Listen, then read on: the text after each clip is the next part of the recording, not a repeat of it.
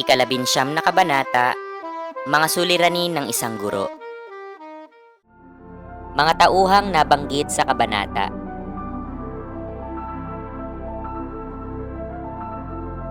Talasalitaan.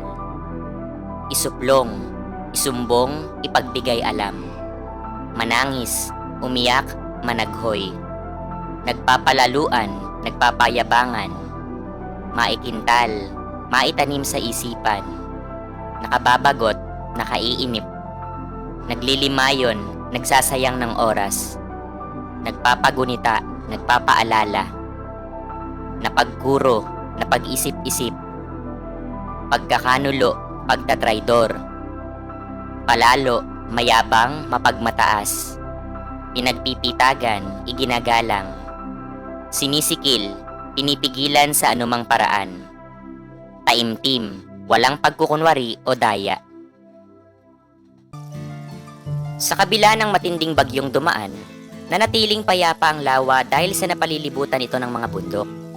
Sa baybayin ng lawa, nag-uusap sina Crisostomo at ang binatang guro.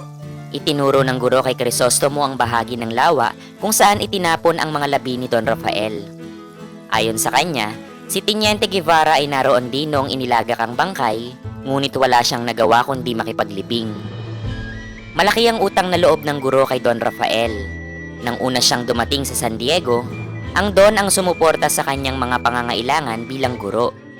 Ikinuwento niya kay Crisostomo ang matinding suliranin nila sa paaralan, ang kakulangan ng pondo para sa edukasyon. Ang isa pa sa mga hamon ay ang kawalan ng kooperasyon mula sa mga magulang at mga opisyal ng pamahalaan. Maraming pangangailangan ng mga mag-aaral ang hindi natutugunan, tulad ng mga aklat na madalas ay nakasulat sa wikang Kastila. Kinakailangang isaulo ng mga bata ang nilalaman ng mga librong ito, bagaman hindi nila lubos na nauunawaan. Dahil din sa kakulangan ng silid-aralan, ang klase ay isinasagawa sa silong ng kumbento katabi ng karawahe ng kura. Dahil dito, nakasanayan ng mga bata ang bumasa ng malakas na madalas ikainis ng kura. Sa tuwing nagagalit ito, pinapagalitan at minumura ang guro at ang mga mag-aaral. Ibinahagi rin ng guro kay Crisostomo na sa kabila ng mga hadlang, naging mas madali para sa mga bata ang pagkatuto ng wikang Kastila dahil sa kanyang mga pagbabago sa pagtuturo.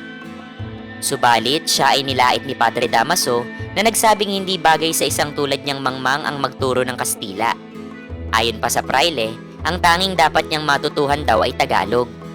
Ikinumpara pa siya ni Padre Damaso kay Maestro Ciruela, isang guro na hindi marunong bumasa, ngunit nagtayo ng paaralan at nagturo ng pagbabasa sa kanyang mga estudyante.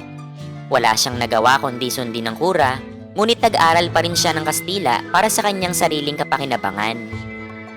Bukod sa panghihimasok ni Padre Damaso sa paaralan ng kanyang pagtuturo, pinabalik din ito ang paggamit ng pamalo bilang paraan ng pagdidisiplina. Bagaman tutol siya, wala siyang nagawa dahil mismong mga magulang ng mag-aaral ay nahikayat ng kura na ibalik ang nasabing pamamaraan. Dahil sa sama ng loob, nagkasakit ang guro. Nang gumaling siya at bumalik sa pagtuturo, kakaunti na lamang ang kanyang mga estudyante. At sa kanyang pagbabalik, may bagong kura na sa bayan, hindi na si Padre Damaso. Nabuhayan siya ng pag-asa, kaya sinikap niyang isalin sa Tagalog ang mga aklat na nakasulat sa Kastila.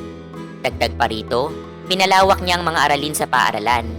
Bukod sa katesismo, itinuro din niya ang pagsasaka, kagandahang asal mula sa urbanidad ni Hostencio at Felisa at ang kasaysayan ng Pilipinas. Ngunit sa kabila ng lahat ng ito, pinatawag siya ng bagong kura at sinabing dapat unahin ang pagtuturo ng relihiyon. Matapos marinig ang mga kwento ng guro, nangako si Crisostomo na tutulungan niya ito. Babanggitin niya ang usaping ito sa tribunal sa isang pulong na dadaluhan niya sa paanyaya ng Teniente Mayor.